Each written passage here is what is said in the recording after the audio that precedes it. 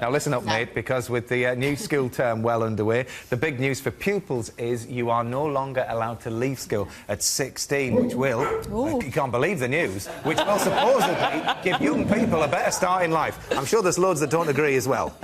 But is staying in school always the best idea? Well, we asked one show viewers who left at 16 to tell us their stories. Hey, calm down. Good lad. I was the typical teenager. I went to school with all good intention. I was easily led.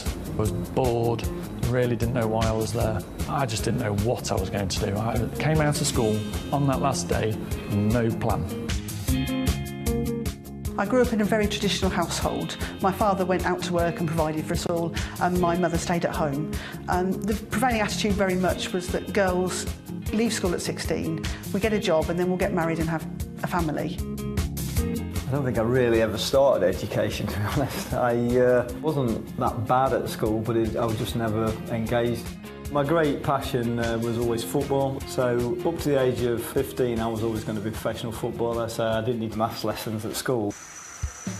University, no way, not interested. So I got home, my dad pointed his finger at me and said, right, what are you going to do? So the next morning I got up, got a job, I was in full-time employment. I was a factory cleaner, I had a brush in my hands, but I had a scooter, I had money. Initially, I was quite cross about not being able to sort of go on and do higher education. And certainly when I started to work, I was very conscious that there were other people around me who were much better qualified than me.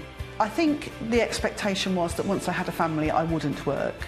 But once they went to school, I got bored. So I'm a bad footballer, and the local builder said, if you'll sign for our son's team, I've got some labouring jobs and come and labour for us through the summer. So I suddenly became very, very focused on the brickwork and on the apprenticeship, and I got a certificate to say I can lay bricks the same as everyone else, and so I wanted to get out in the big wide world and earn some more money. The next stage for me was how can I progress? And I ended up being a trainee laminator, making competition canoes. And then from there, I ended up selling canoes. I stuck with it, and at age 23 I decided, right, I'm going to start my own business, and never really looked back.